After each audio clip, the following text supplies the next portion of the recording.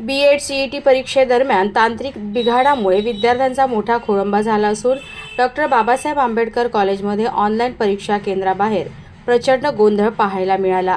प्रशासनाच्या ढिसाळ नियोजनाचा फटका शेकडो विद्यार्थ्यांना बसला असून त्यांचे शैक्षणिक भविष्य आता टांगणीला लागले आहे। आज शुक्रवारी नियोजित असलेल्या B.Ed CET परीक्षेसाठी विद्यार्थी सकाळी 10 वाजतापासून केंद्रावर हजर होते। त्यानंतर केंद्रात प्रवेश देण्यात आला।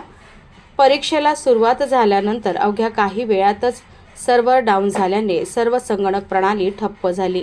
आम्ही एक प्रश्न सोडवला आणि अचानक स्क्रीन बंद झाली। कोणीही नीट उत्तर द्यायला तयार नाही।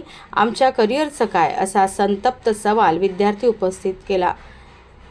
परीक्षा सुरू होताच संगणक बंद झाल्यामुळे विद्यार्थ्यांमध्ये संभ्रमाचे वातावरण निर्माण झाले। संतापलेल्या विद्यार्थ्यांनी आणि पालकांनी परीक्षा केंद्राबाहेर गोंधळ केला।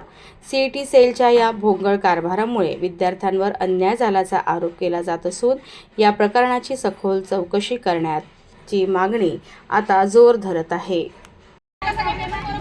मॅडम फोन आला टेक्निकल इशू राहू शकत नाही, टेक्निकल इशू राहू शकत नाही।